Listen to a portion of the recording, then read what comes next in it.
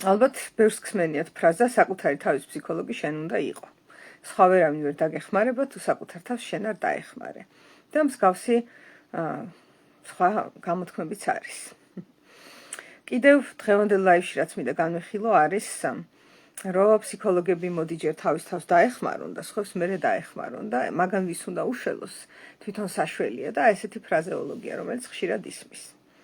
პირველ რიგში მინდა გითხრათ მეგობრებო, რომ თუ მიაღწიეთ მდგომარეობას, როდესაც თვლით, რომ არაფერი აღარ გაქვთ გასაუმჯობესებელი და ყველაფერი იდეალურად მდგომარეობს, აი ზუსტად მაშინ არ ღირს რომ იყოთ ვინმეს ფსიქოლოგი.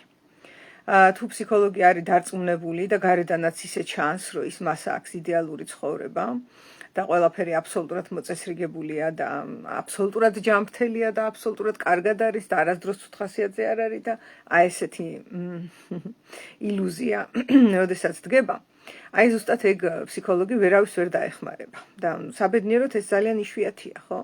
და იდეაში ოდნავ მაინც თუ აქ ადამიანს გამოცდილება, ვინც არ უნდა იყოს, გინდა ფსიქოლოგი და გინდა არაფსიქოლოგი, მან იცის რომ უამრავი რამ არის დასალაგებელი, ცოცხალი ორგანიზმია ეს. ჩვენი ფსიქიკა ცოცხალი ორგანიზმის ნაწილია, უამრავი რამეა. აი ყოველ დღე შეგიძლია იმუშაო და ულევია, რისი გასწორება და უკეთ გაკეთებაც შეიძლება, ხო? და მახსოვს კიდევ ჩვენ ერთ-ერთ ლექტორს, ჩვენმა ერთ-ერთმა სტუდენტმა დამწყებმა უთხრა, რომ ესა და ეს დაცვის მექანიზმი გადავლახეო რა.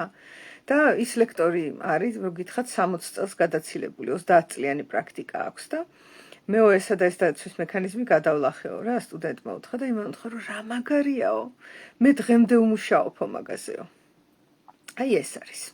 ასე რომ, ერთადერთი კრიტერიუმი ალბათ რაც შეიძლება მიუყენოთ ფსიქოთერაპევტს, თუმცა არც ეს არის აბსოლუტური კრიტერიუმი და ამასაც ვიტყვი რატო, არის რამდენად აცნობიერებს ის, რომ მას სჭირდება დახმარება ყოველდღიურად, საკუთარი თავის განვითარება, სხვისი დახმარება და ასე შემდეგ.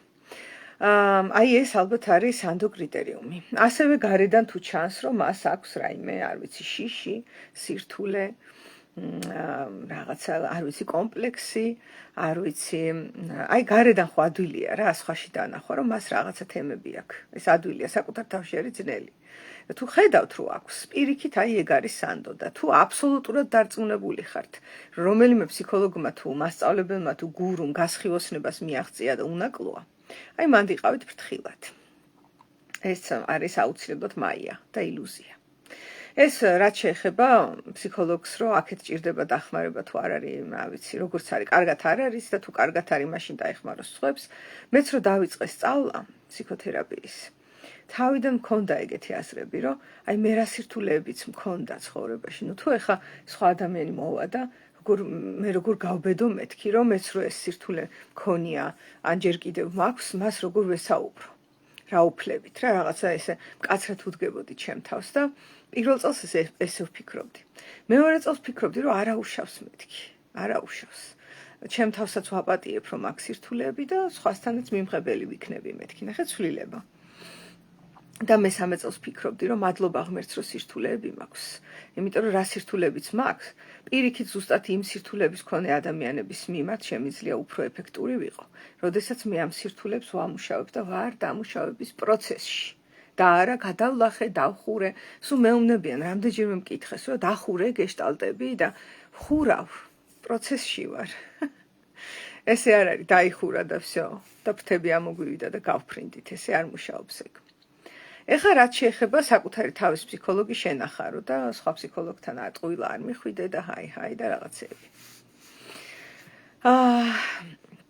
აღმოსავლეთშიც და ფილოსოფიაშიც ძალიან დიდი ცოდნებია მართლა. რელიგიებშიც უდიდესი ცოდნებია გაბნეული და შეგიძლია დააკვირდე და მარგალიტებივით შეაგროვო. მაგარია ხოლმე რა და ეხლა ამ ბოლო დროსაც მოვისმინე.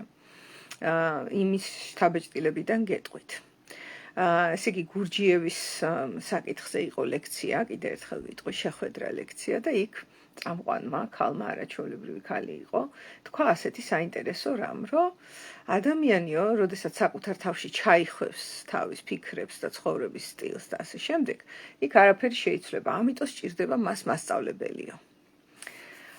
ამაში ძალიან დიდი სიბრძნეა. შეიძლება მასწავლებელი არ ჭირდებოდეს, შეიძლება მეგობარი ჭირდებოდეს, შეიძლება ამხანაგი, შეიძლება არ ვიცი, ფსიქოლოგი, შეიძლება მოძღვარი, შეიძლება მეზობელი, არ ვიცით. ძალიან ბევრი სხვა შეიძლება რომ სჭირდებოდეს მას, მაგრამ სხვა სჭირდება. რადგანაც ეს მართალია. მე ჩემ თავში რაც არ უნდა დიდი სივრცეები გავხსნა, რაც არ უნდა ბევრი გავაცნობიერო, იუნგი რო გავხდე და ფროიდი რო გავხდე, მაინც იმისათვის რომ ჩემი ასე ვთქვათ გაუცნობიერებელი ნაწილები სარკეში დავინახო, მაინც მჭირდება სხვა ადამიანი. რომელსაც აქვს არეკვლის გამოცდილება, თერაპიის გამოცდილება, მოსმენის, გამოხატვის გამოცდილება. და კეთილგანწყობა. თუ ესეთი არის, თუ ფსიქოთერაპევტი, რომელთანაც დადიხარ, შენს მიმართ კეთილგანწყობილია და ამას გრძნობ, უკვე საკმარისი ამბავია. უკვე შეგიძლია თქვა, რომ ტყუილა არ დადიხარ. კეთილგანწყობილება და მიმღებლობა თუ არის, დანარჩენი თავისითაც კი ხდება ხოლმე რა, იმდენად მნიშვნელოვანია ეს. ხოლო საკუთარი თავის ფსიქოლოგს რაც შეეხება, ეხლა ეს პირველი მითოსი, რომ საკუთარ თავს ისე ოთახში ჩაჯდები და შენ თვითონ დაეხმარები, ეს მე მგონი გავაცამტვერე, ხო? ეგ არ მოხდება. ძალიან წუხარ, შესაძლებელია, რომ საკუთარ თავს მიეხმარო იმით, რომ თუ სხვა გზა არ არის და ციხეში ზიხარ პირობითად და ეგ ციხე სიმბოლურია, შეიძლება რაიმე ფსიქოემოციური მდგომარეობის გამო იყო ციხეში. მართლა კი არ იყო დაჭერილი, აი შეიძლება შენივე ფსიქიკა გიჭერდეს და რა ვიცი იყო ამ მარწუხებში 1000-ნაირში. კი ბატონო და ეგ არ ნიშნავს რომ სასოწარკვეთას მიეცე თუ არ არის საშუალება. შენ შეგიძლია რომ გაუმჯობესებაზე მაინც იზრუნო, როცა მარტო ხარ, მაგაზე არ მაქვს მე საუბარი. მაგრამ აი რასაც ქვია ფსიქოთერაპია, ანუ გაუმჯობესება კი არა მხოლოდ, არამედ გაცნობიერება, საწყისთან ჩასვლა, სიღრმისეული ცოდნის მიღება საკუთარ თავთან დაკავშირებით. აი მანდ ესე საკუთარ თავში ესე ყოფნით ეგ არ გამოვა. იმიტომ რომ ადამიანები ერთ-ერთ ლაივში ვისაუბრე, რელაციური ტიპები ვართ და ჩვენ კონტაქტის დროს ვიძენთ ძალებს. რატო არის თუ გიფიქრიათ? დიალოგში ფილოსოფოსები ძალიან ხშირად ხო ცნობილია დიალოგის რეჟიმი, იმიტომ რომ დიალოგში იბადება ხოლმე რაღაცეები. სოკრატე კითხობს რატო სვავდა? რის გამო? იმიტომ რომ ასტიმულირებდა ამ კითხვებით დიალოგს და საუბარს და კამათს. და აი ზუსტად მანდ ხო არის მე კამათში იბადება ჭეშმარიტება და ასე შემდეგ. ამაში ძალიან დიდი აზრია. ოდესმე გინახავთ რომ მოკამათეებს რაიმე აზრი, ასე ვთქვათ, ეღიარებინოთ, მე არ მინახავს, მაგრამ თვითონ კამათის პროცესში უფრო მეტი და მეტი ენერგია მოდის ხოლმე, რომ რაღაცები აღიქვან. ეს არის. ამიტომაც საკუთარი თავის ფსიქოლოგი ისევე ვერ იქნები, როგორც ვერ იქნები საკუთარი თავის სტომატოლოგი და ვერ იქნები საკუთარი თავის, არ ვიცი, ქირურგი და ვერ შეუღიტინებ საკუთარ თავს. ეგ არის გამორიცხული ამბავი. ასევე არის საკუთარი თავის ფსიქოლოგობა. თუმცა მეორეს მხრივ, მეგობრებო, არსებობს მეორე ტენდენცია, რომელიც ასევე მცდარია, რომ ფსიქოთერაპევტთან მივა ადამიანი და რაღაცეთ გადააბარებს, რომ აჰა, აი მოვედი და აჰა მომხედე. მიდი, მიმკურნალე. აი აქ კი ისევ შემოვა ეს, რომ საკუთარი თავის ფსიქოლოგი შენახარ, კი შენახარ. კონტაქტის დროს ფსიქოთერაპიაზე 50% შენია, 50% თერაპევტის. კი თერაპევტს აქვს, რა თქმა უნდა, თავის გამოცდილებები, მასწავლი აქვს ტექნიკა, არ ვიცი, იმედია რომ აქვს პრაქტიკა და ამ პრაქტიკითაც სწავლობს, საკუთარ თავს აკვირდება და ასე შემდეგ, ამიტომ მას ცოტა ოდნავ უკეთ შეუძლია, რომ თერაპიული პროცესი წაიყვანოს. თუმცა თერაპიული პროცესი შეიძლება თავისით დაიბადოს სადმე, მოულოდნელად. არ ვიცი, ავტობუსში, არ ვიცი, ქუჩაში, მაღაზიაში. ღმერთმა უწყის სად გაჩნდება რა. მაგრამ იმ პროცესშიც, როდესაც ფსიქოთერაპევტთან ხარ, მაინც შენ ხარ საკუთარი თავის ფსიქოლოგი. საკუთარ თავს ვერსად წაუხვალ. თუ კი შენ დახმარებას გრძნობ, რომ აი ვიღაცა გეხმარება პირობითად, ხო და იგრძენი რომ დაგეხმარა. ისევ შენ ეხმარები შენ თავს. უბრალოდ ეს არ ცნობიერდება. ნახე, ორი ვარიანტია ხოლმე. ერთი ტიპაჟი არის ადამიანის, რომელიც ელის რომ გარედან დაეხმარებიან და ამას მოელის და ავიწყდება რომ თუ გარედან ეხმარებიან იმ დროს თვითონაც ეხმარება საკუთარ თავს და ისიც ავიწყდება რომ აქტიურ ფაზაშიც შეუძლია საკუთარ თავს დაეხმაროს, კი. და მეორე ტიპაჟი არის, რომელიც ამბობს რომ მარტო მე თვითონ ვიზავ, არ მინდა ფსიქოლოგის დახმარება და არც არავის დახმარება. და ის კიდე 100% თვითონ დაისვავს ხოლმე რა პასუხისმგებლობას და არც ერთი არ არის რეალური. რეალური არის, რომ 50%-ს ფსიქოთერაპევტი ქმნის, უფრო გარემოს ქმნის, ხო წარმოიდგინეთ, ვიდრე რამე სხვა საკეთებს და 50%-ს კიდევ თვითონ ადამიანი მოქმედებს. აქ რამდენიმე პატარა იმასაც ვიტყვი ნიუანს თერაპიულ პროცესთან დაკავშირებით რა. აი, როდესაც პირველად მოდის ადამიანი თერაპიაზე, სხვადასხვა განწყობებით მოდიან, რაც მოდის სამედიცინო სფეროდან. აი, მაგალითად, ეხლა სტომატოლოგთან რომ მივდივარ, ბოლომდე მას ვაძლევ ძალაუფლებას, რომ რასაც მეტყვის, ის გავაკეთოთ უნდა. ვემორჩილები, როგორც შემიძლია, ხო, იქ რაღაც ნემსით გამიყუჩებს, მერე რაღაც დაპლომბავს, გაბურღავს, რაღაც პროცესებს ის ჩაატარებს. და მაგ გაგებით თითქოს ჯადოსნური ჯოხი უჭირავს რა, ესეა. და ფსიქოთერაპიაზე ასე არ არის, იმიტომ რომ ფსიქოთერაპია ეხება ადამიანის ფსიქიკას. ის კბილს არ ეხება. კბილი არის, რა თქმა უნდა, ადამიანის შემადგენელი ნაწილია, მაგრამ გარეგანია, სხეულებრივია და ფსიქიკა მთლიანია. სხეულიც არის ფსიქიკაში და არის იქ თვითონ ემოციები, გრძნობები, ფიქრები, ბევრ რაღაცას მოიცავს. ისეთ რამებსაც მოიცავს, რაზე დაკვირვებას ჯერ არ შეგვიძლია. ხელსაწყო არ აქვს, რომ აი ფიქრები გადმოვთარგმნოთ მაგალითად, ხო? აი შეგაერთონ თავზე რაღაცა და გადმოიწერონ რა იფიქრე, ჯერჯერობით არ შეგვიძლია. ანუ ძალიან მიუწვდომელ სივრცეებსაც ეხება ფსიქიკა. ამ ფსიქიკასთან მუშაობის დროს დაუშვებელიც კია, რომ ასე ქირურგივით სკალპელი ეჭიროს ადამიანს და მასავე სტომატოლოგივით ბურღი ეჭიროს. და ამიტომაც თუ პირველად მიდიხარ თერაპიაზე, განეწყვე, რომ მხოლოდ თერაპევტმა არ უნდა იცეკვოს ცეკვა და შენ არ უნდა იყო მხოლოდ მიმღები.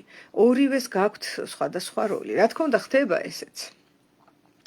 და ესეც გამოცდილების ამბავია, თუ თერაპევტი გამოცდილია და შეატყო თავის კლიენტს, რომ ის აპირებს რომ წამოწვეს. თან არის ხოლმე ეგეთი მიმები, რომ წერს ესე და თერაპევტი იქ და უსმენს და რაღაც ამბები რა. ეგეთი თერაპიის ფორმაც არსებობს, მაგრამ წამოწოვლით არ ხდება თერაპია. ისეთივე პროაქტიული უნდა იყოს კლიენტი, როგორც თერაპევტი. რა თქმა უნდა, გააჩნია შემთხვევებს და ყველაფერი ასე შემდეგ მრავალფეროვანია, მაგრამ ძირითადად ასეა. იქ თანასწორი ის მიდის. აი, როგორ გითხრათ, სპარინგ პარტნიორი რო წარმოიდგინოთ რა, ეხლა სპარინგ პარტნიორი თუ არ დაგეხმარა, ხო, სპარინგში რა აზრი აქვს, ანუ თუ წამოწვა და შენ ჰაერში იქნიე ხელები, ვერ იქნება პარტნიორი. ან ცეკვის დროს ერთი ადამიანი რო სკამზე იჯდეს და მეორე ცეკვავდეს. რაღაცა კლიპი იყო კიდეც, რომ ვიღაცა იჯდა ესე და სხვა ცეკვავდა მის გარშემო. და რაღაცნაირია ეს ამბავი რა, ეგ არ არის თერაპია. არც ის რომ მხოლოდ კლიენტი დახტოვდეს და არც ის რომ თერაპევტი დახტოვდეს.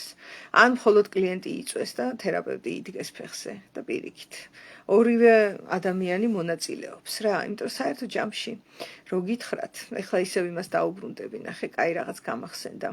საკუთარ თავს თუ რაღაც არ ვიცი, თუ არ გასხივოს და თუ ფრთები თუ არ ამოუვიდა, სხვას როგორ დაეხმარება, იმაგას კიდე მოვატრიალებ ახლა.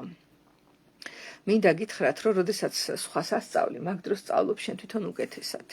სხვისთვის ახსნა თუ შეგიძლია, მერე შენთვისაც საკუთარი თავისთვისაც უფრო გასაგებია რაღაცეები. მაგ მეთოდს გავლენის ფსიქოლოგიაში იყენებდნენ.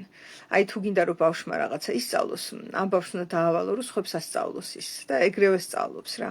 და ესეთი ეფექტი ყოფილა.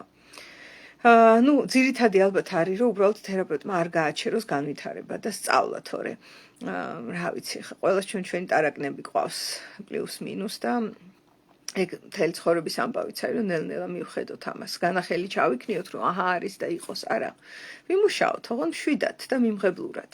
და ნახეთ მე რა გამოვცადე, რომ მქონდა მიმღებლობა, ეხლა როცა თერაპიული პრაქტიკა დავიწყე, როგორ არ მქონდა. თუმცა სხვების მიმღებლობა უფრო მქონდა და საკუთარი თავისა ნაკლებად. მე ჩემი თავის მიმართ ვიყავი უფრო მკაცრი. იქაც ხო ჩანს პირველ კურსზე რო ვფიქრობდი, რომ თუ მე არ გადავლახავ ამ რაღაცა სირთულეს, სხვას არ მივიღებ ამ სირთულით, ნახეთ როგორი მკაცრია.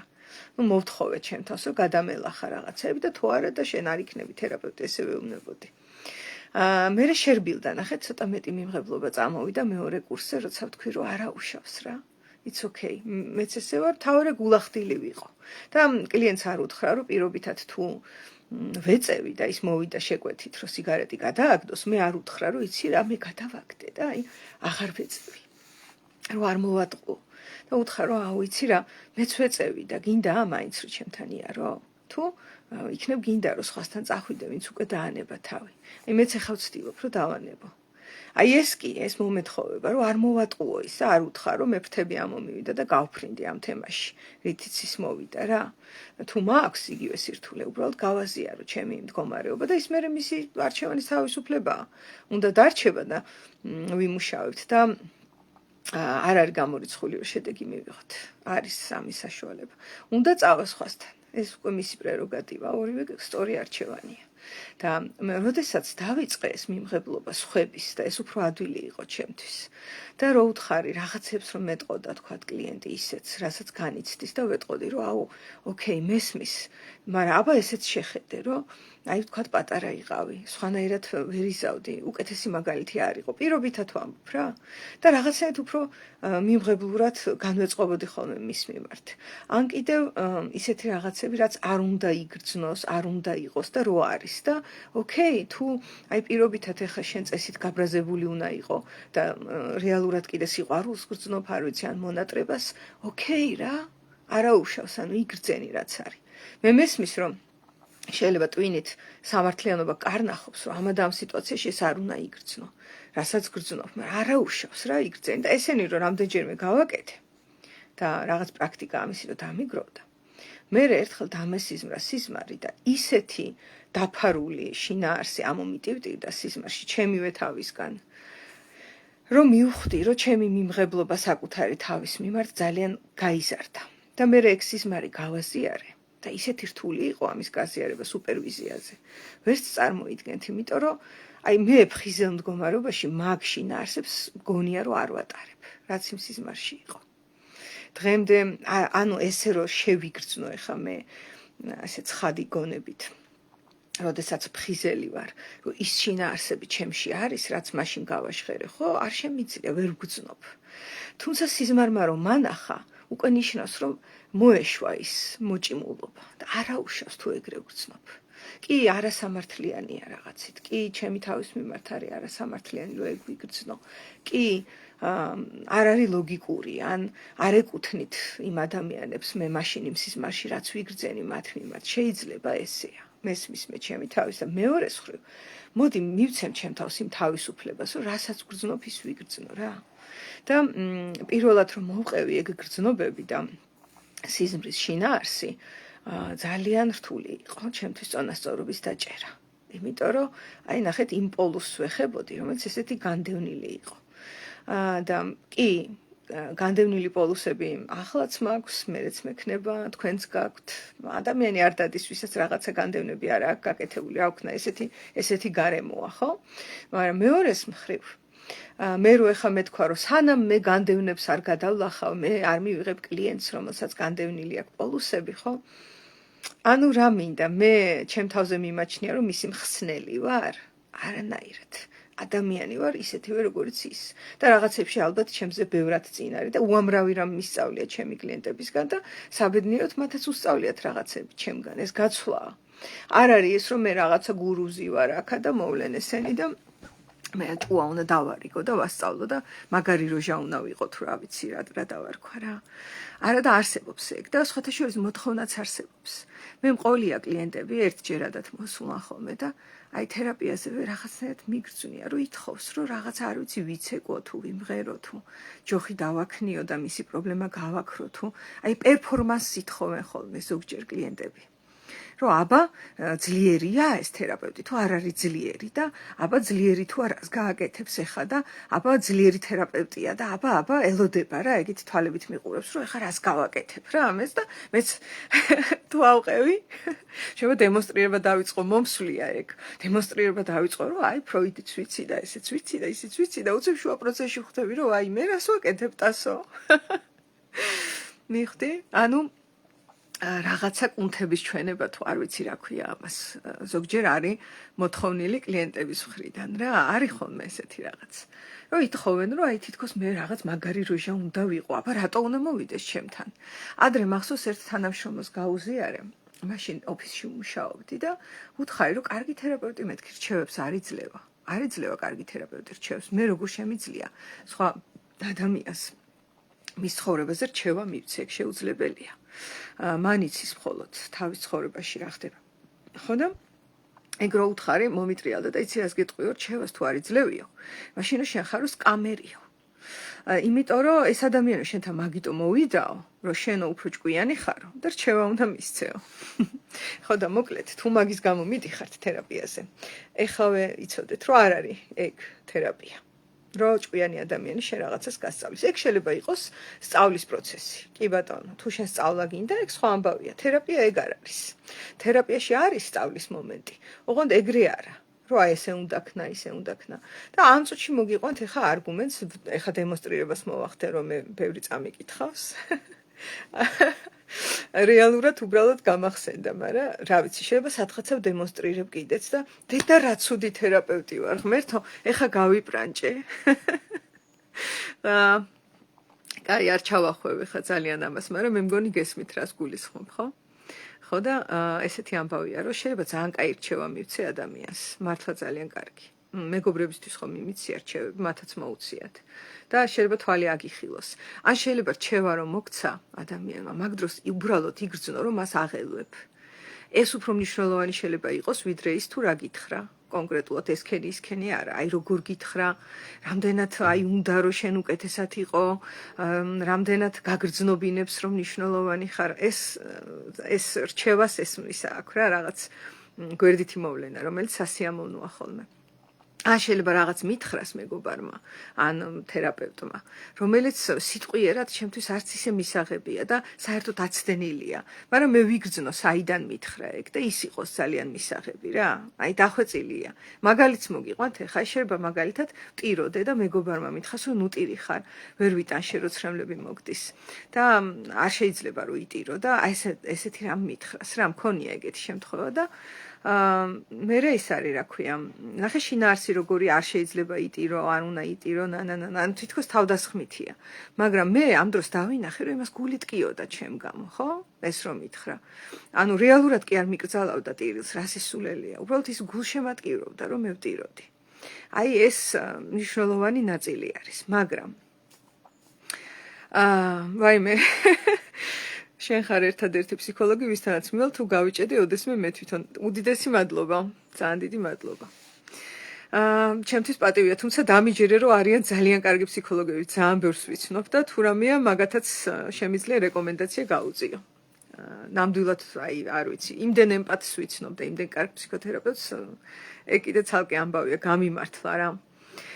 ხო და ეხა იქ ვიყავი, რომ რჩევის მიცემა რის გამო არ ვარგა. რა უწერია ხა ფრიც პერლს გეშტალტ ეგრეთ წოდებულ ბიბლიაში რა. ბიბლიას ეძახიან, იმიტომ რომ აი ყველაფერი გეშტალტ თერაპიაზე რაც ძირის ძირეულია, იქ წერია. და რა უწერია, იცით, რომ რაც არ უნდა კარგი რჩევა მივცე, ჩემია. მე ვაწარმოენახე ეს რჩევა. და ადამიანს ენერგია ეძლევა, როცა თვითონ აკეთებს რაღაცას. ენერგია მოდის მაშინ, როცა თვითონ აკეთებს. სხვათა შორის ეგ ძალიან ადრე ვისწავლე, სანამ გეშტალტში მოვიდოდი, სად იცით? ერთი ძალიან საინტერესო მონასტერი იყო ბოლნისში, სადაც დავდიოდი, როცა რელიგიური ტიპი ვიყავი და მანდ იყო მამა სერაპიონი, ჩემი სულიერი მოძღვარი, რომელიც ძალიან მიყვარს დღემდე.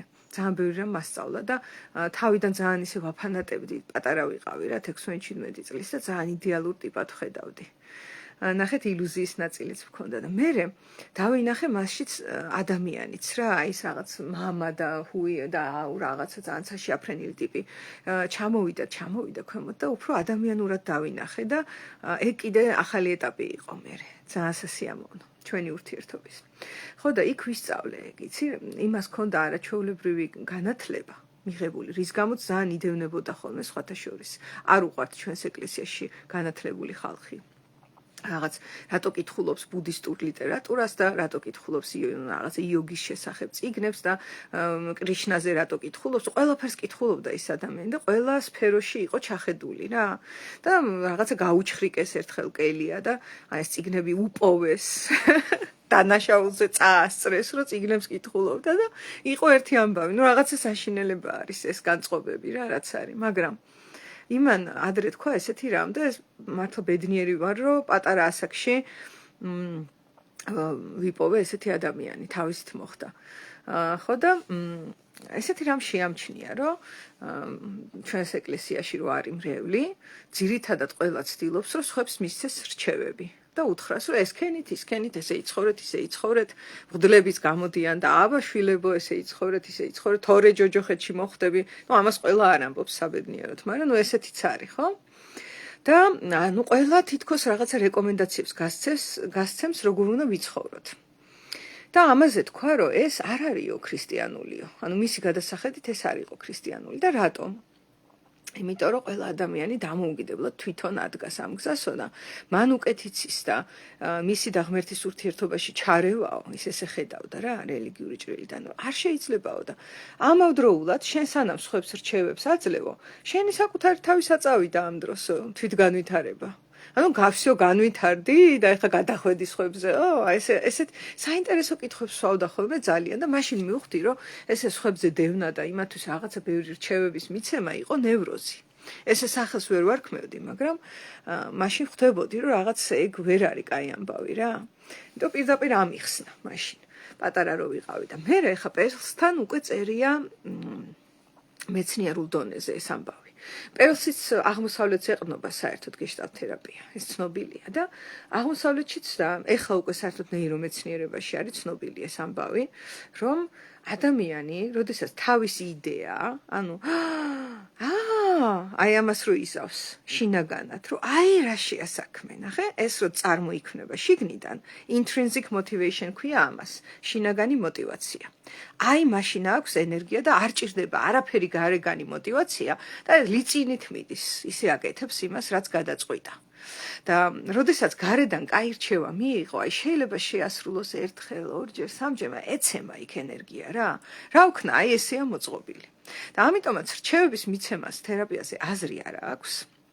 ერთადერთი ადამიანები ვართ, ხანდახან ხდება ესეთი რამ და ეგეც არ აუშავს და შეიძლება კლიენტებმაც მომცეს ძალიან კარგი რჩევა და იქ საერთოდ ყველა მოვლენაში არის უამრავი პლასტი რა, ესე მარტო ერთ ცალსახა არ არის ეს ამბები და არც გადაჭრით არ შეიძლება იმის თქმა, რომ რჩევა არ უნდა მისცე, მაგრამ თვითონ დინამიკა, რომ აი რჩევის მსმენელი უნდა იყოს ვინმე, არის არასწორი. იმიტომ რომ ადამიანის ბუნება ეგეთი არ არის, რომ რჩევები მოისმინოს და აკეთოს მერე. აი ეს მინდოდა მეთქვა და ეხლა მოკლედ შევაჯამებ ძალიან. ერთი ის რომ საკუთარი თავის ფსიქოლოგი თან ყოველთვის არის ადამიანი, სადაც არ უნდა იყოს და თან ამ სიტყვის პირველი მნიშვნელობით ვერ იქნება, იმიტომ რომ ვერ იქნება საკუთარი თავის ქირურგი და ვერ იქნება საკუთარი თავის სტომატოლოგი, ასეთივე ლოგიკა არის იქ. კონტაქტია საჭირო იმისთვის, რომ თერაპიული პროცესი წავიდეს, თუმცა რა თქმა უნდა, რესურსები ადამიანს აქვს ზოგჯერ ძალიან მძიმე გარემოშიც კი რომ გადარჩეს. გადარჩენა არ არის თერაპია. თერაპია არის ცხოვრების მოპოვება და არა გადარჩენის. გადარჩენა ჩვენ კი მარტოც რო ჩააგდო სადღაც უდაბნოში შეიძლება გადარჩეს. ძალიან დიდი რესურსებია გადარჩენის. მაგრამ გადარჩენასა და ცხოვრებას შორის არის განსხვავება. და ამ ცხოვრებისთვის საჭიროა კონტაქტი. მეორე ის რომ არ არის საჭირო რომ თერაპევტი იყოს იდეალური და ყველა პრობლემა ქონდეს გადალახული და თუ ვინმე ამას ამბობს რომ მე პრობლემები გადავლახე, ან თავის თავს იტყუებს, ან გარეთ იტყუება და თუ ვინმე ამის ჯერა ილუზიაშია. იმიტომ სანამ ცოცხლები ვართ, აქა ვართ და მე არ ვიცი მე როგორ არის. ერთადერთი სწორი პასუხი არის არ ვიცი მათ ჩემთვის. მაგრამ აქ და ამჟამად ესე ვართ ამ სამყაროში და აქ იდეალური არაფერი არ არის და თუ ვინმე ეგჯერა, ეს უკვე მაიაა. ილუზიების სამყარო. და კიდე რომ ბოლოს შეჯამების სახით, ესე იგი მესამე თემა, რასაც შევეხე, არის რომ ადამიანები